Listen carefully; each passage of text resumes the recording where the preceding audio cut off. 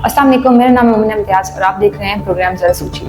नाज़रीन, आज का जो प्रोग्राम है वो PIA एयरलाइंस से रिलेटेड है। जिस तरह के आप जानते हैं कि PIA जो है हमारी नेशनल एयरलाइंस है।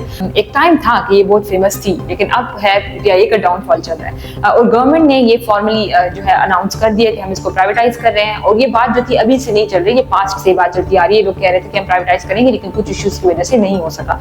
अच्छा, अगर हम अभी की स्टेज की बात करते हैं तो ये अभी स्कीम ऑफ अरेंजमेंट की स्टेज पर है। जो प्राइवेटाइजेशन कमीशन के बोर्ड ऑफ डायरेक्टर्स हैं उन्होंने अप्रूव कर लिए और इसमें इस वाले स्टेप पे होता ये है कि जो मेजॉरिटी ऑफ द इन्वेस्टर्स हैं वो क्या हो गए हैं, रेडी हो गए हैं इसमें इन्वेस्ट करने के लिए।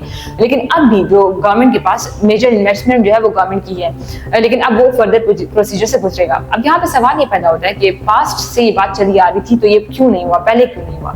तो इसमें सबसे पहले जो फॉर्मर इनके जो चेयरमैन हैं ये प्राइवेटाइजेशन कमीशन के मोहम्मद जुबैर, उनसे जब बात की गई तो उन्होंने कहा कि एक तो ये है कि पॉलिटिकल इंटरफेरेंस बहुत ज्यादा थी। मतलब हर एक गवर्नमेंट के अपने पॉइंट ऑफ व्यूज होते हैं। अगर जो PMLN की गवर्नमेंट थी, अगर हम उसकी 90s की भी बात करते हैं तो उन्होंने प्राइवेटाइजेशन को बहुत प्रमोट कर रहे थे और उस वक्त ये लोग ये PIA की बात कर भी रहे थे प्राइवेटाइज करने की। लेकिन बाद में क्या हुआ, जो PTI और PP वो नहीं चाहती थी कि इसको प्राइवेटाइज करें, तो उस वजह से भी डिले हुआ। और इसके अलावा जो था PIA है वो एक एक्सट्रीम डेफिसिट में भी जा रहा है, क्योंकि 57 बिलियन जो है डेफिसिट है और जो इसकी लाइबिलिटीज की अगर हम बात करते हैं तो वो कुछ सेवरल 100 बिलियन है।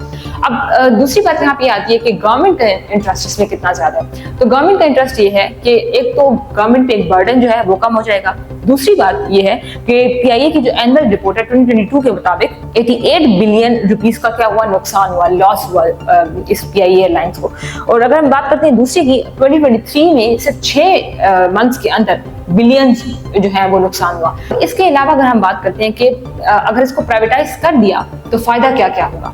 अब इसके फायदे बहुत ज्यादा है। एक तो ये है कि अगर किसी भी ये इदारा अगर प्राइवेट हो गया तो आप खुद कंपैरिजन कर सकते हैं एक प्राइवेट इदारे की और एक सरकारी इदारे की। मुझे एग्जांपल देने की भी जरूरत नहीं है, लेकिन मैं दे देती हूँ। आप सिर्फ और सिर्फ प्राइवेट स्कूल का और प्राइवेट जो कॉलेजेस होते हैं या जो है सरकारी स्कूल होते हैं, सरकारी कॉलेजेस होते हैं, आप लोग कंपैरिजन करके देख लें कि क्या डिफरेंस है। एक तो ये है। और दूसरा, जिस तरह के हम जानते हैं कि अगर एयरलाइन वाले जो हैं, कंपनी वाले इसको खरीद रहे हैं तो वो ज्यादा जानते हैं कि इसको एफिशिएंट कैसे बनाया जाए। क्योंकि हम बात करते हैं कि 1987 से 2006 और 2007 के बीच में सबसे ज्यादा फायदा हुआ था PIA को। इसके अलावा उसके आगे पीछे नुकसान ही होता जा रहा है। तो एक ये है कि जब इसके जो एयरलाइन अपनी कंपनी के कोई एयरलाइन कंपनी ही इसको खरीदेगी तो क्या होगा, वो ज्यादा जानती है कि इसको एफिशिएंट कैसे बनाया जाए और किस तरह इस चीज को आगे प्रमोट किया जाए। और दूसरी बात यह है कि पॉलिटिकल इंटरफेरेंस भी कम हो जाएगी। पॉलिटिकल इंटरफेरेंस कम क्या, खत्म हो जाएगी। एयरलाइन जो PIA है ये बजाय इसके कि बिल्कुल ही खत्म हो जाए, इसको क्या हो जाएगी, एक दोबारा एक शक्ल मिल जाएगी, एक शेप मिल जाएगी